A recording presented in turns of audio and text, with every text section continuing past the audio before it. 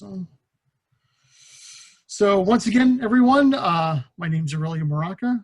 I am the Technology Program Coordinator at the Danbury Library. On behalf of the Friends of the Danbury Library, I welcome you to the last presentation of Saturday, October 17th of the Western Connecticut UFO Conference with Paul and Ben Eno, my friends, my longtime friends, and their radio hosts, father-son paranormal adventurers. They do it all. And please stay tuned for tomorrow, Sunday. We resume again with Paul and Ben at their radio show, which we will simulcast on the Danbury Library's Facebook page live, and also on WOON AM FM with Dr. Bill Burns of UFO Hunters and publisher of UFO magazine and all sorts of books and documentaries and everything. So as we move on to the last portion of the day, I thank you all for being here with us. It's from 10 o'clock in the morning till now. It's been a long day. I'm sure we all are kind of tired, but a good kind of tired. So I leave it to Paul and Ben. Go ahead, my friends. Thank you. Yeah, thank you, Aurelio. We thank you also for pulling together in such times a wonderful program. It went flawlessly. I sat in for most of it. And you have mastered the Zoom, my friend, which will be reassuring for tomorrow when we try and do something different down the show. Hey, you know, it's a whole month of firsts. It is. We're doing our best, but we're doing it. So and I can't wait for this presentation. This is going to be really, really awesome. I am excited. Well, this subject has been extremely well received by many people. We've only presented it or something like it once or twice, but people are curious about UFOs, aliens, and God, and what the implications might be for religion. And so let's get started here. Now, I think that maybe the whole concept is even God is like too big for many of our old ideas. We're big on the notion that we shouldn't assume things, and our whole approach to the paranormal is that it's a lot bigger than we think. Now, these ideas, I think, are too small that we generally have day to day, whether it's ideas about life, ourselves, God, and our entire paradigm. So there are questions we assume we have answers to, but we don't. So let's start kind of at the beginning. Is who or what do we mean by God? Is believing in God, whether it be he, she, it, or them, the same thing as having a religion? If you belong to an organized religion, is it okay to believe in the paranormal and or aliens? We get that a lot. What do religious leaders say about UFOs and the paranormal? Were, quote, ancient aliens the cause of belief in God or the source of religions? Then jump in here whenever you... Oh, sure. You're on a roll. Please continue. Yeah, we're usually together. Now, I don't want to talk about myself, but I guess I'm one of the few people in this field who actually has a formal theological education. I graduated from 2 seminaries on different academic levels and went on to a third at the graduate level leading to ordination, but they threw me the heck out before I was ordained because they didn't like my paranormal work. It happens. Yeah, it does, especially to me. Well, believe it or not, there I am on the left in the halcyon days, and people wonder what I have in the bag, and I won't tell you. I don't remember. So St. Thomas in Bloomfield, Connecticut. A lot of our people are from Connecticut. And the one at the far right, Wadham's Hall Seminary on the Canadian border in New York, where I was involved in exorcisms and stuff. And then in the middle, St. Vladimir's Seminary in New York City, because I became Orthodox halfway through this, and that's another long story. But anyway, I have a long background in theology. So who or what is God? And what you're going to hear is not necessarily what I learned in the seminary. And a lot of that I might believe still, maybe, but maybe in different ways than what I was taught. So now, frighteningly enough, this is the most modern people's concept of God. Isn't it interesting that we always think of God as being in the sky? I always found that interesting. Or as an old man with a beard. Yes.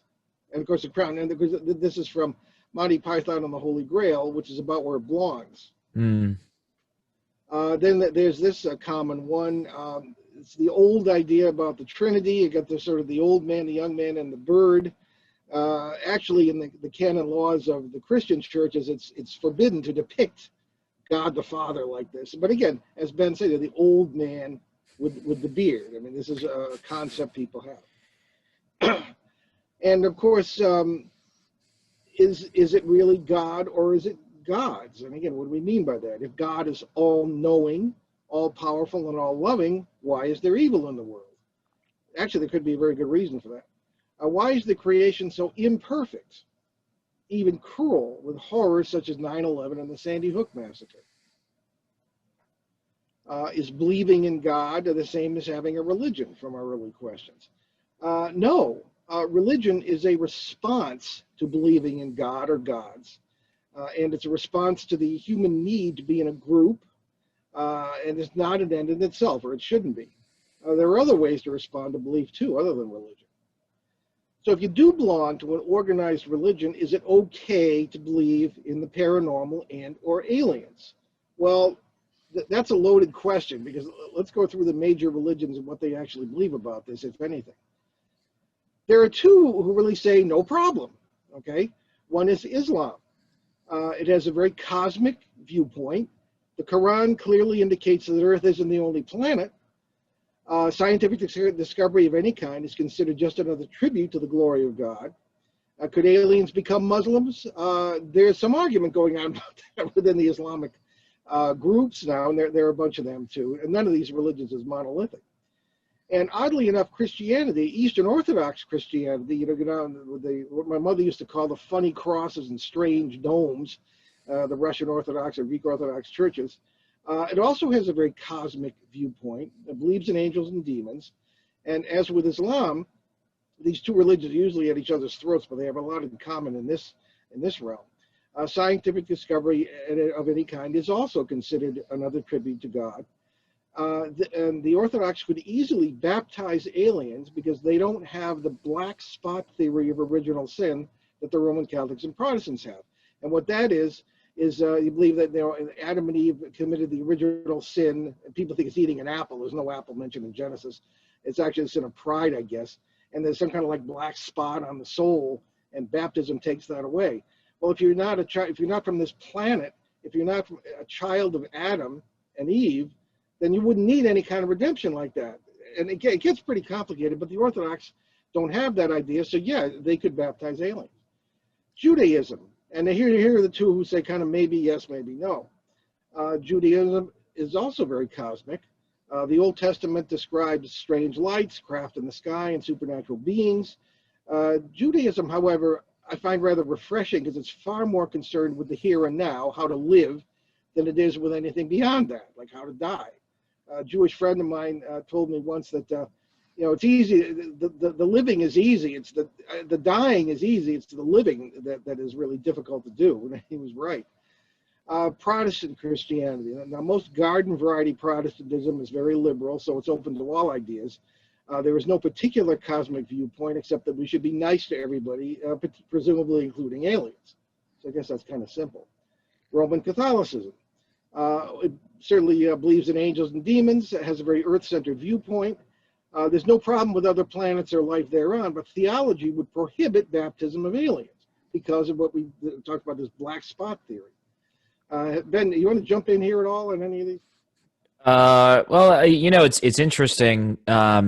Among my various acquaintances, I've often gotten into, well, I won't say heated, lukewarm discussions about the paranormal, and they're very. It's interesting. I've found over time that there's a really big sort of push against it. Particularly from Western Christians. Maybe it's because there's no clear doctrine or dogma about it, and it's mostly like if there's anything kind of running into it. Yeah, it's, I guess, kind of the best way to describe it is from what I've seen or understood about it. Anything that can be understood through logic, which is incredibly Aristotelian And a lot of the people I know are super into St. Thomas Aquinas, who was essentially the lawyer of the Western Church. And it's interesting because the idea is if we can understand something, then it's not scary. But if there's no clear defined, like a flow chart almost, like, okay, if this happens, I do this. If this happens, I do this. And there is no clear indication with the paranormal because it's also different and varied, and it's different for different people.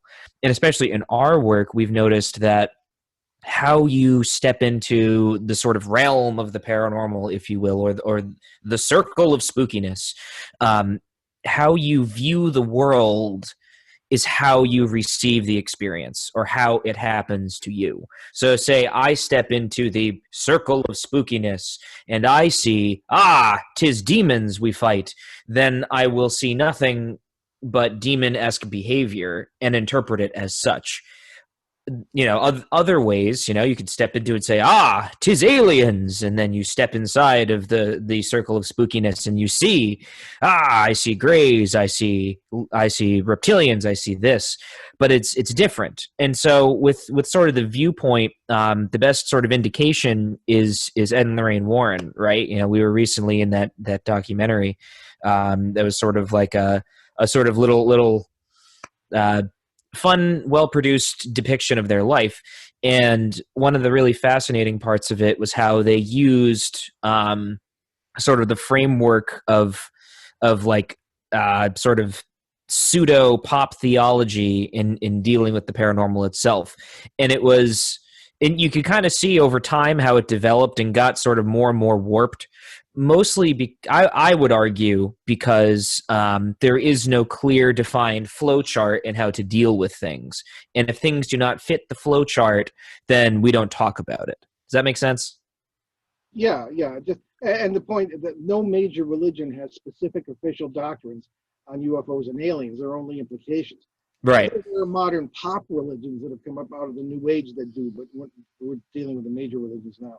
But officially, everything in the Roman Catholic Church is pretty much demons. Okay, so the religious, and the point here, the religion versus science struggle was largely nonsense.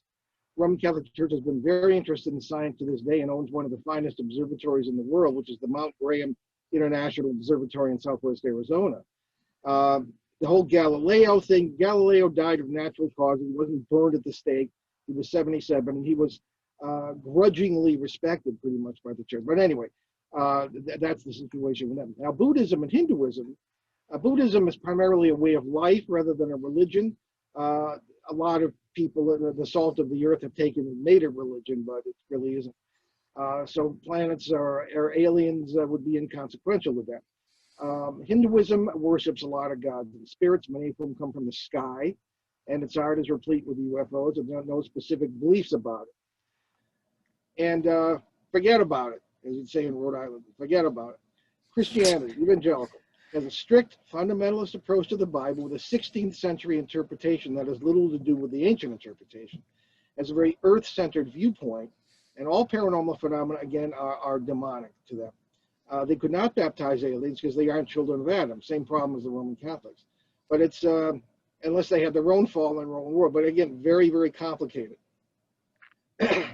So what do religious leaders say about UFOs and the paranormal? Here's a Greek Orthodox priest, Father John Romanides, doctor of theology, I believe. He said this to the Boston Globe in 1965, way back before it was common to talk about this. I can foresee no way in which the teachings of the Orthodox Christian tradition could be affected by the discovery of intelligent beings on another planet. Discovery of intelligent life on another planet would raise questions concerning traditional Roman Catholic and Protestant teachings regarding creation, the fall, man as the image of God, redemption, and biblical inerrancy. If we get through that, it's obviously that they're friendly to the idea. None other than Pope Francis on May 12th of 2014. If tomorrow an expedition of Martians came to us here and one said, I want to be baptized, what would happen? Who are we to close doors? The Pope later clarified that he really was talking about aliens. Martians, right, green with long noses and big ears like in children's drawings. Okay. Well, the good Pope Francis doesn't know his own theology because as we say, the black spot theory would prevent them from baptizing aliens. But I thought that this is one of the most interesting quotes he's ever uttered. He's a Tibetan Buddhist monk, Tsemrin Posha, and he is August 16, 2016. His Holiness, the Dalai Lama, teaches us not to be fixated on labels, shapes, and species. We may not look the same, but we are all sentient beings of this great earth and galaxy. Therefore, it's very important to always keep an open mind and be respectful of our surroundings. Pretty open-minded. I kind of like that. I like him anyway. So here's another one. Here's a Muslim scholar, Abdullah ibn Mahmoud, and it's May 14, 2017. The Quran does talk about extraterrestrial lives. And when I say lives, I mean biological entities made of matter, not spiritual or ethereal beings like angels or jinns. Those do not fall under the category of ET. Interesting stuff there. So another question we have, but were ancient aliens the cause of belief in God or the source of religions? Now, this is sort of a complicated question. It's not that simple. The answer could be yes and no. I don't think an entire explanation for God could be attributed to aliens. Even the ancient documents we're going to cite indicate that there is a supreme being that even the aliens or whoever this was believe in. All right, so it's complicated. Now, here are the world's most ancient peoples. Actually, some are kind of young, but I mean, their peoples and their traditions and their cultures are very ancient. Beliefs and traditions are very interesting among these people because they go back, in the case of the Nicobar and Andaman Islanders of the Indian Ocean, you have an unbroken culture that's going on for 30,000 years. The San and Khoisan Bushmen, 20,000 years in Africa. And the Australian Aborigines, one of whom I had a chance to spend some time in 1979, 150,000 years of genetic trail and cultural traditions unbroken. Now, of course, Kathleen Cobalt, a previous speaker, anticipated some of this in her own talk, which I thought was pretty impressive. These are from Australia too. And you've got what appear to be our remote ancestors knowing sort of all about what we're talking about. They thought they were encountering supernatural beings, gods of the Dreamtime. There was also the influence of DMT and other drugs that were used by many of the ancient peoples and still used by some shamans today, particularly in South America. However, there is another question about who these actually were. Now, in the upper left, it looks like you've got disc here and various beings in uniforms, almost with helmets, almost like your classic gray, and even dear old Bigfoot, perhaps. Kind of looks like him. Now, the most ancient concept of God was not a lot of gods. People are very often surprised to hear this. And the fellow who discovered this in the 1930s, Stephen Langdon, of all people, not the guy from the Don Brown movies, but he discovered this. He said it's going to be hard to believe, but it looks like people started out as monotheistic, believing in one god or a family, god family, and then later on became polytheistic with all kinds of gods and demons and all this. So in Sumeria, the most ancient known civilization in our line of history, you had Enlil, Ninlil, and us. You had a mother, a father, and usually us, or at least a third child-like being who was a part of the Godhead. In India, Brahma, Shiva, and Vishnu. Australia, Dirawong, Biragnulu, and Waruna. I was corrected on this spelling by my Aboriginal friend, but Native Americans, Manitou, Jehuit, and us, Israel. Believe it or not, Yahweh, the God of the Old Testament, had a female counterpart. That's very often been hushed up, but Jewish scholars will tell you that there was this Shekinah and us. Christianity, Father, Son, and Holy Spirit. And in the seminary, these were fighting words, but if you really look at the theology of the Holy Spirit, it's really very feminine. The ancient words used in Greek, like Sophia, are feminine words, wisdom. And so this family of the Godhead seemed to be very, very prevalent in all ancient religions. Now, here's where it gets really weird. The first word used for God in the Old Testament is Elohim. Now, it's the most ancient word for God used in the Bible. It's a feminine root, Eloha, with a masculine plural ending. There's no other word like it, not only in Hebrew, but in any other Semitic language. In Hebrew, you read right to left, so El Ohim literally translates the shining ones. What is that? The shining ones. My rabbi friends kind of get a little nervous when I bring this up, but that's the origin of the name. So who were the shining ones? Okay, now there's an ancient depiction there of something, and a modern one. I think that's from the movie Knowing. But that's the question. Like, what is it? Now, all of a sudden, you had in the Sumerian culture, roughly 8,000 years ago, and coming this direction in time, you had the god family that we described. And all of a sudden, their civilization sprang up seemingly out of nowhere. It was like 1 month they were dirt farmers and hunter-gatherers, and the next month they were they were like lawyers and doctors, and they had institutions and schools of this kind, and they had all these different gods, who oddly enough had a family tree. Now, one of the most ancient beliefs in this culture was that the cities of the ancient Middle East were founded by the gods themselves and were actually named after the gods themselves. So here you'll find all these different descendants of the gods here, and you end up with about 5,000 gods, demigods, and spirits and demons, things of this kind. Now, how did this get started? And this goes back to the question, did ancient aliens do it? Well, maybe, maybe not.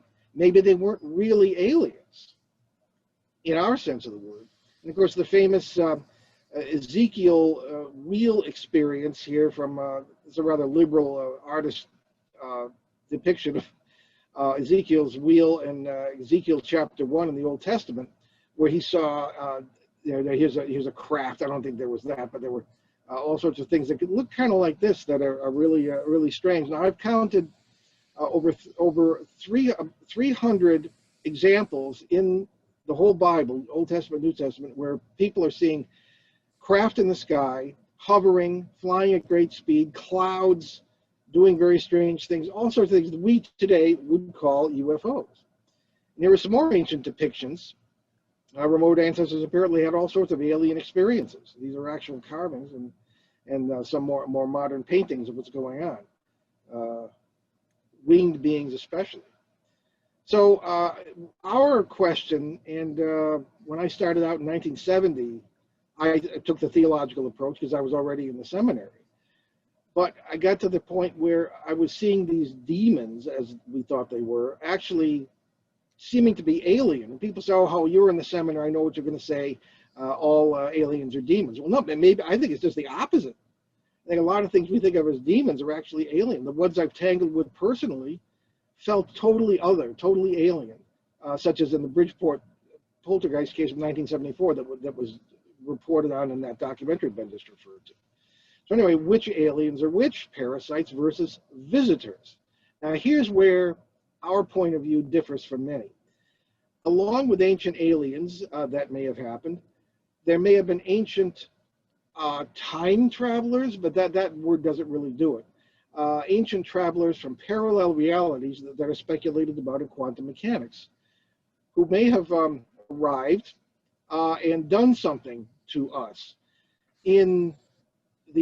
Actually in ancient Jordan, there was a town called Echden. Sounds like Eden, doesn't it?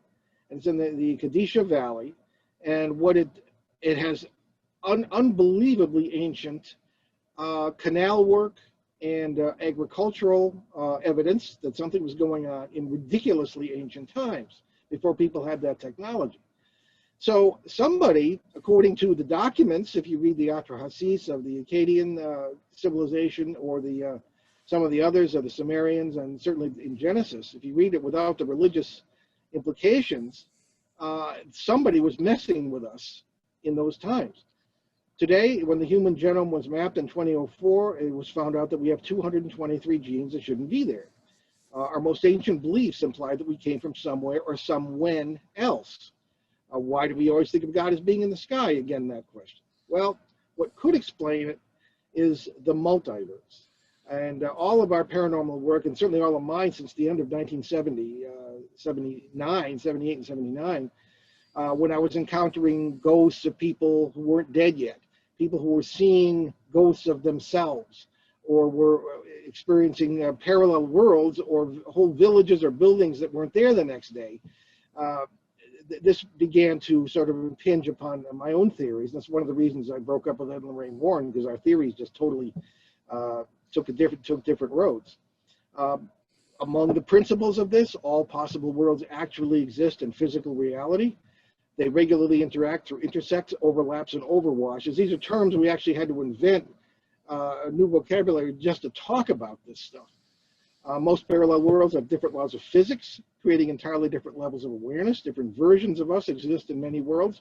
People who've died here are alive in many parallel worlds. Quantum effects explain all paranormal activity, particularly quantum entanglement. So with all this as a background, we think that there was an incursion, perhaps several, in different parts of the world, by people who stumbled across the world boundary, or membrane, as a physicist might say, and maybe influenced our ancient ancestors. There also could have been people from parallel, I should say, from other planets. I mean, that's all possible. But I don't think it was all extraterrestrial at all. I think it was quite terrestrial from very different parts of the creation that we know very little about in this way.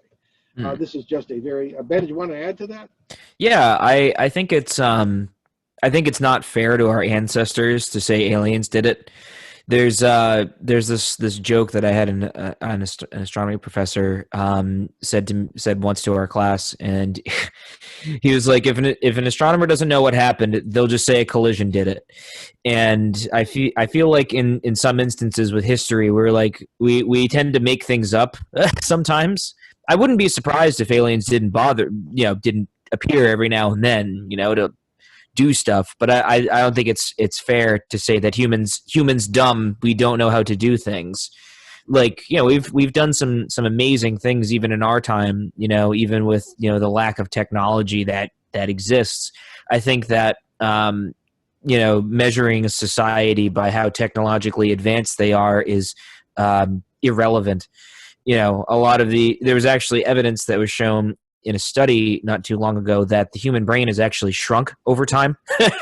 That we've actually fun fact, the IQ test is now not an actual way of measuring intelligence anymore, because over time, studies done in I believe it was Finland, through Finnish college students over a course of about 20 years, the average IQ score has gone down 0.05 points every year, basically since 1990. Which nobody wants to do it for the rest of the world because they fear that the model might be worse in some countries. But essentially, to say, oh, well, they didn't know what they were doing, they didn't have drills or circular saws, it's like, well, clearly they were able to build things and create a society and, do something, right? Like a professor of mine once made a point that, one of the most amazing discoveries humans ever made was cake, right? One day someone just decided, well, let's put, eggs, flour, sugar, and boom, you have a cake. Like, who comes up with that? Humans. And I think that it's more likely that we've had visitors from other worlds overlapping, or more accurately, we were probably more in touch with places where we were there, or we were interacting with maybe not so much ancient aliens, but perhaps those in the future, right? Like, how would Mozart be able to write his first concerti at the age of 3, or if he wasn't, in contact with something, right? Something that connects you with the rest of the multiverse. And if anything, the multiverse is sort of a very long-winded thing to say that we're all connected in one way, shape, or form. And not just in an esoteric, like, hey, man, we're all one sense, but in a sense that, we are literally each other, right? Where does empathy come from? Where does imagination come from? No, there's an argument that there's no such thing as original thoughts anymore. And I would say that there's never been such a thing as original thoughts, because it has to come from somewhere, right? And so in this instance, the multiverse gives us things that are out there and that we constantly interact with and exchange. It's something that we interact with all the time and we just don't know it. And I think our ancestors probably knew it and did something with it, either to their advantage, to help their societies grow, or, maybe they were messed with by something that just happened to come across the brains and said, I need some DNA very quickly. Let's go mess with these monkey people over here. And boom, here we are. So I would say that, we shouldn't sell our ancestors short. In closing, we should not sell our ancestors short. And we should really think a little bit further outside the box, because really at the end of the day, we have no clue, but we have some sort of vague shadows on the wall that we see that are becoming more and more prevalent, which would be quantum physics. Well, so the ancient documents, the contemporary ones with Genesis from that area, indicate that someone came from somewhere with superior technology and messed with the local population in order to make workers. That's essentially what it says. So gods, it would be very handy for them to have people think they were gods if they had superior technology. Various documents talk about the gods of one city leaving and go to sort of hobnob with their divine counterparts in flying craft, one city to another. It also talks about wars of the gods, too. So wars of whoever apparently were very ancient knowledge for our own people. Just briefly, world families. We don't think that, there were certain Hollywood productions in the old days that we had like this, a world, and you could jump from one world to another. Well, Quantum leap. Yeah, positive. Yeah, exactly. Doesn't seem to be the way it works. There seem to be world families with similar laws of physics, where we are living, and we may be going through thousands or even millions of these each day, particularly each time we make a decision. So just another indication that perhaps that is what happened to our ancient ancestors. Again, some more artifacts, and Ben will fill us in on the term Vimana. Yes, it's funny. A buddy of mine's from Southeast India, and I remember we had this discussion once because I was like, oh yeah, I'm watching Ancient Aliens. We were doing interviews with people about wars of the gods and stuff like that, and he was like, oh, fun fact. He was like, the Indian military had a word for planes before planes existed, and the word is called Vimana, which essentially is like a chariot of the gods, that would fly through the air. He actually, read the Mahabharata in Sanskrit, so he could kind of get the sort of really ancient sort of idea of it. He's like, because you kind of lose a lot in English, and a lot of the sort of intricacies of the language. And he was basically saying oh yeah, the whole thing is basically just a conversation about these long drawn out battles. And it's basically this guy that just kind of is like, oh, I'm a god, I'm going to tell you all about the wars of the gods.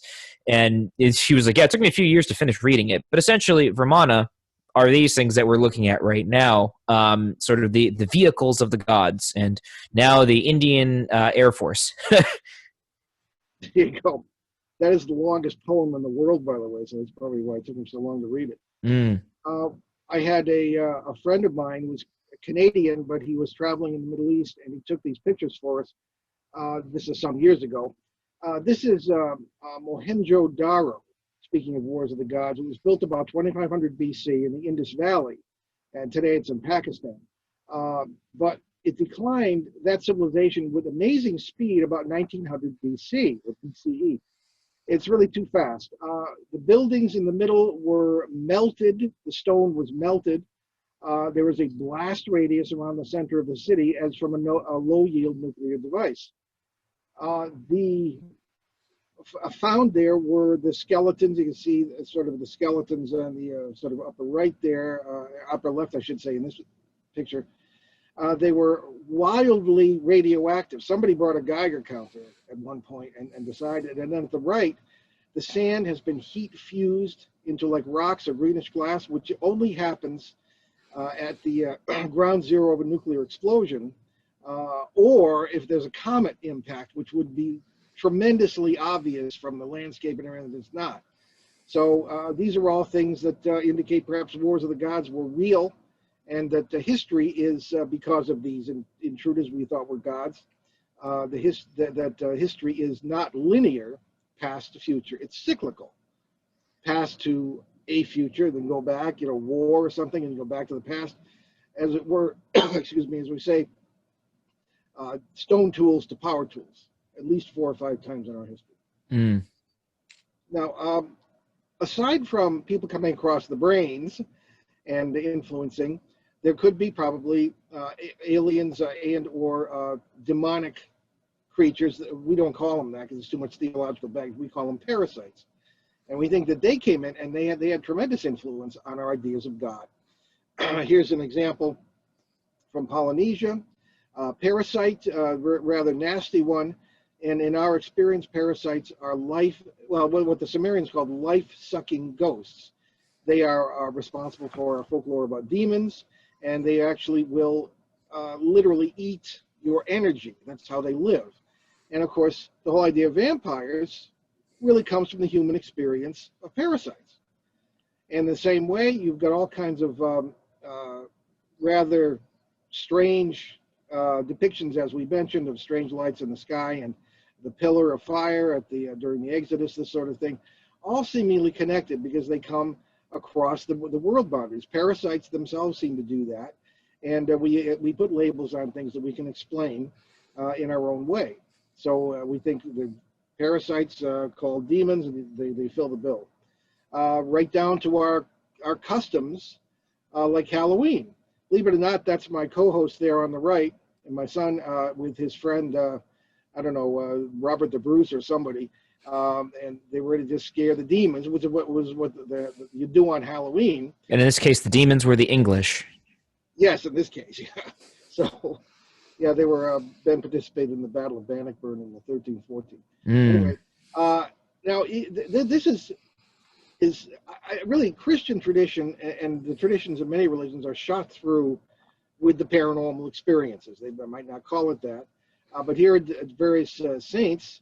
On the left is one that's relatively local for most people who are listening, in Woonsocket, Rhode Island, which has its own native saint who never was canonized because it was very political. I happened to stop by the cemetery, which I drive by 3 or 4 times a week anyway, and took these with an ordinary SLR camera in the year 2000, so it wasn't digital. And I did not change any settings. It was an outdoor shot, and here's what I got: 6 shots. Total blackness. Second one, there's the slab of her grave with her bio there. And here's one a little bit lighter. Here's one quite light. It looks like the light's coming from this stone or is reflecting on it from somewhere. And here it is again, number 5, even lighter. And here's number 6. You can see the clouds are the same. And I did not change any settings on the camera. I can't explain this, but I don't know. But it certainly is a paranormal implication of someone who was supposed to be a saint. A very moving story here of St. Mary of Egypt, which is a well-known story in the Orthodox Church. It's read during Lent. And there was a woman who was a prostitute in the city of Alexandria, which is cosmopolitan and kind of the New York of its day. And she joined a pilgrimage to Jerusalem, to the Holy Land, which prostitutes sometimes did do. It's very strange, but they would get business along the way. Well, this one got to Jerusalem, and she was not allowed. There was an invisible barrier that kept her from entering the Church of the Holy Sepulchre, where Christ was supposed to have been buried. And she changed her life, and over a period of time moved to the desert, became so holy that she would literally float over the desert. Looks like something out of the Blair Witch case, but that was very, very positive. The priest on the left was Saint Zosimos.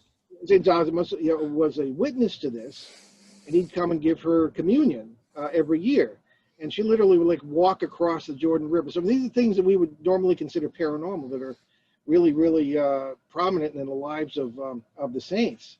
And because Joan of Arc down here, very, very well known for some of the strange things that happened to her. And over here, we've got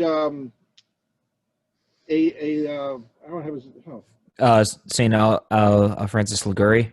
Yes, I'm sorry, old man moment here. That Anyway, happens. that even a lawyer can become a saint. And he was able to bilocate, be in several places at the same time. He would know things that would occur, and there he was back in France, and he told that the Pope had just died. Nobody knew it yet because it didn't have any. This is in the 17th century, 18th century, and so anyway, these are all things that we would consider paranormal, and it's literally very, very present in Christian tradition. So the question always arises: okay, what is heaven? All right, what happens to you when you die? But in the multiverse thing, you can't die, not even your body, if you take it to its conclusion. So there's an issue here of various concepts of the afterlife held by people who rubbed elbows with these early gods and everything else. So there was the Aboriginal Dreamtime, again, always the sky gods, Aboriginal Dreamtime, where you could talk to rocks. Everything it was like the actually rather like the Eastern Orthodox vision of restoring the image of God in the world. Probably the most dreary one is the Sumerian idea of dust and devils. You would literally, when you died, you'd literally eat dust for a year and then kind of like fade away. It's pretty depressing. The Jewish afterlife is pretty much, well, worry about it when you get there. Worry about living a good life now, okay? The idea of Sheol, a place of waiting, as mistranslated all over the English versions of the Bible as hell, and it's really not correct. The Christian hereafter, you name it, it's there. I once sat through the actual idea is again this restoration of the original creation before it was wrecked, supposedly by people. I once sat through a Catholic funeral, and the priest was saying, well, the lady is playing all the golf she wants without greens fees, and is eating all the cookies she wants in the clubhouse without getting fat. And so as we were leaving, he stood out on the steps saying goodbye to everyone. And I said, that is the weirdest eschatology I've ever heard in my life. They don't expect you to know terms like that. That's the part of theology that deals with the last things. So he kind of looked at me. But then again, if this multiverse thing is true, she probably is in a parallel world doing exactly that. So I kind of kicked myself afterward. And then there's sort of everybody else, you name it, and there are concepts of it. Now, one of the most basic official doctrines about God is that he is the creator, and he created the universe out of an explosion of infinite love. That's what they teach you, that he could not contain. It had to be expressed.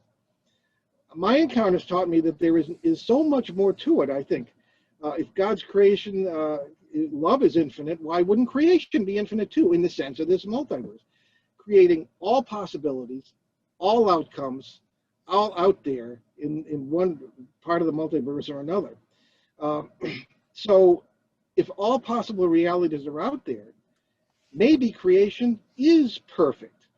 Maybe it's not a matter of God letting evil take place. Maybe it's us letting evil take place because we're not there yet in our evolution to apprehend all this. And I think the greatest spirituality that can come out of the paranormal is the idea that we are living in all these different worlds, that we are aware, that we can be aware, and that it really is perhaps a perfect and elegant creation. Ben, you usually can comment on this too. We're almost out of time. Yeah, sure. I'll make it brief. I think it's tempting to I don't know. I think there's so much time focused on the outside sometimes that you don't really take a good look at yourself. If there's one thing that this whole sort of coronavirus thing has done for all of us is it's kind of forced us to look inward, for better or for worse. At the end of the day, all you can really do is all you can do, and, try and be the best version of yourself that you can be, whether it's drawing on different experiences, in the paranormal or in the normal, I guess. And that, we all kind of reorient our lives to be better. And that, I think that's kind of, a positive note for me to end on. Well, I think it's a matter of, I'm big on two things spiritually, particularly with paranormal experiences we've had. Humility, not a word you hear very often today, and gratitude. Those are the two things for me. Yeah, and, that's fair. I think, it's the simplicity of it all is really striking. And it's just, as Ben said, just be what you can be. And the multiverse is full of spiritual paradoxes. For example, you find yourself by forgetting yourself. That's the Buddha said, everybody said that who really meant anything in the history of spirituality. Today, a lot of the New Age thing is me, me, me. And I always sum it up by the Gospel of Mark, the most misunderstood passage: love your neighbor as yourself. We think that means love your neighbor the way you love yourself. What it says in Greek is love your neighbor because he is yourself. Pretty different. So I think that's the spiritual lesson of the paranormal. And I think there are a lot of spiritual lessons in the paranormal, but that's the biggest one. A little bit of shameless self-promotion here. These are our most recent books. Behind the Paranormal 3 is coming next year, hopefully. Uneasy Skies. We're finally writing a book about UFOs after speaking at conferences like this for umpteen years. And some of the concepts actually that we talked about today, if you were interested in the book on the bottom left has a lot of that and experiences as well. Things I didn't want to write about, but you get to a certain age, you don't care what people think. So and these are some of the older books. And here's our next event, October 20th. You do it the same way you're doing it this way, by Zoom. It's Blackstone, Massachusetts Public Library. There's the website. And here's our show. We'll look forward to it tomorrow. We'll be simulcasting for the first time from this wonderful conference. And really, thank you for going back and forth with our station manager to set that up. And we'll talk. Yes, thank you so much. Folks, I invite you to join us at noon tomorrow for our show, and with our guest, Bill Burns. So we'll see you then. Excellent. Do you have some time for some questions from our audience? Sure. Hold on a second. Here we go. This is from Carl. What about the idea that we are living in a simulated reality inside of some kind of supercomputer? Oh, yeah, the holographic theory. Actually, in Dancing Past the Graveyard, we kind of deal with that. That is, we probably should have brought that up. That raises some questions. We think it's the other side of the coin of the multiverse idea. And the question is, who is doing the projecting? Is it God? Is it aliens? Or both? Or what? So that's an area that is currently being examined, has all kinds of amazing paranormal and spiritual implications. So all I can tell you is that we do consider that in our own work, but I think it's very, very closely related to the multiverse idea, and you can probably see why. Multiple projections, if that's what it is. But the math very often does indicate that there is something like that going on. It's hard to put your finger on at this point. So good question. Does anyone else have any questions for Paul and Ben?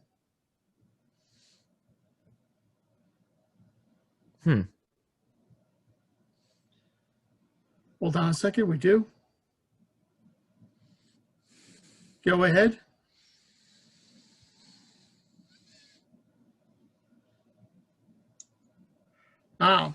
This is from Lauren. What do you think about disclosure? Do you think it's coming soon? Oh, I'm glad you asked that. I'm so glad you asked. Yeah, I know Kathleen would discuss that with great hope, and everyone does discuss it with great hope. I remember a panel 2 years ago with the great Rosemary Ellen Guiley, whom we miss very much, who was always at this conference. And people asked about that. And I'm always the one who rains on the parade, because I'll ask the audience, who believes what the government says? Everybody groans, you know. And personally, I think it's, Ben may have another idea, but I think it's naive. First of all, there is no the government, okay? It's a huge bloated mass of different agencies with different information. We're very concerned about turf. And I saw that when I was in the military myself. I had a security clearance, not a very high one. And then I wasn't working on anything having to do with the UFOs, more like the Cubans, but it was when I was deployed. But there are different agencies that are just, they don't cooperate well with one another. And even the military services, to a point, at least when I was in, we're just learning to cooperate with one another. So disclosure, in the sense of the government telling what it knows, I think is naive to expect that. to expect any sort of complete or accurate story of what the government knows is also, there's going to be some kind of agenda.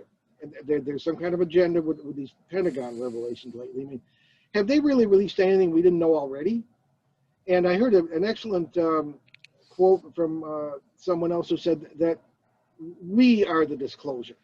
The disclosure is going to come from us. Okay. And Ben, what say you? Well, I guess, we kind of have to define what we mean by disclosure. I think, if anything, it would be used as a tool for distraction or control, and who knows if it's real or not, right? You can't really verify it. They could just say, oh, well, aliens, they're on the moon right now, and yep. It's like, okay, well, how can we verify that? We can't. We don't have the technology, we don't have the ability to. So they can kind of say whatever they want and just kind of cross their fingers and hope that we believe it. So I would argue that, maybe some, I guess some form of disclosure, yes, something would be said and has been, been released, but do we know if it's accurate, right? That's kind of another thing. If anything, when it was released is more indicative of, the motives behind it. It's like, oh, well, everything's in chaos. Let's give something now. Or like, oh, let's provide some more chaos. Everything that's done, there's always a motive behind it or an agenda, whether it's, various groups fighting against each other for whatever reason, who knows? It's far beyond the everyday, everyday guy, girl, whoever. It's like, at the end of the day, I think, what is it, like 75% of the United States believes in extraterrestrials anyway, and it's becoming more widely accepted. And, I kind of have to end the same way. It begins with us. It doesn't come from some higher up. It comes from us and the work that we all kind of do. I will wrap this up with one more point. I think that we suspect the reason for all the secrecy, okay? And it's not because these may be people from other planets. I don't think anybody would have any problem with that in the 21st century. I think the real secrecy may be because of the terror that would result from this multiverse idea being true.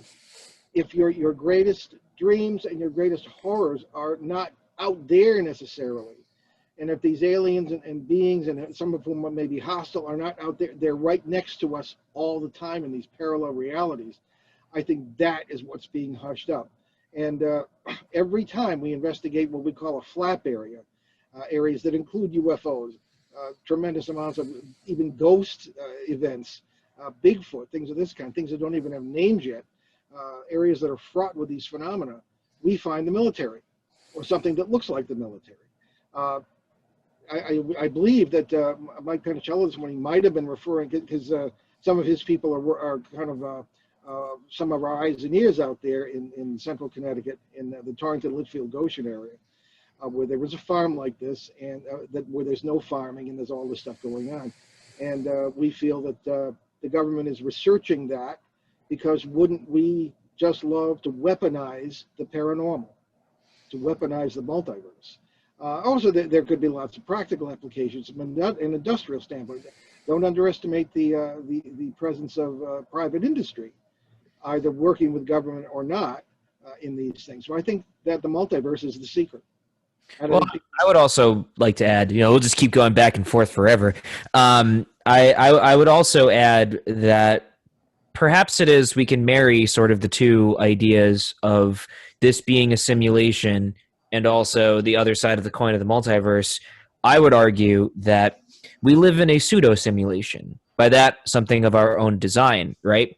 Look at everything around us right now. We're literally on a device that takes us away from reality, right? If the reality is that the multiverse exists and is easily accessible, why would it behoove those who control things to tell people this? Because it would be a loss of control, right? So we build more and more complex things in which we sort of exist apart from not just each other, but from ourselves. And not being able to connect with ourselves, not being able to connect with others, whether it be us kind of, being, enslaved to technology in one way or form, I would argue is a form of living in a simulation, because it is a fabricated reality that we live in, unfortunately, and we all kind of have to deal with that. I think if anything was released that would say, hey, the multiverse exists, there's this whole other reality out there, I think it would break more than just, the understanding of, oh, wow, our greatest fears are to the left and to the right of us at all times. I would say that it would do more sort of towards the realm of, okay, well, what do we do now? Now that we know this, what do we do with this? And I think it would open up possibilities of a lot of growth as a species, but it doesn't make money. It doesn't make money at the end of the day. And this sort of, we'll call it a quote unquote simulated reality that we live in. We are very much living in a simulation because we're in this simulation of our own design. There's an argument that Lao Tzu makes in the Tao Te Ching, which, if you're not familiar with Taoism, essentially it's we have separated ourselves from, we'll say, nature. So therefore, our lives have gotten more complex and just gone out of control. So the goal would be to go back to nature or go back to heaven, depending on your translation. And I think that that's more accurate in a sense of we're separated from ourselves and from each other, through this situation and this simulation by our design. So maybe the simulation isn't, oh, well, we're in a computer. I would say that we're in a simulated environment 24/7. Well, there you have it.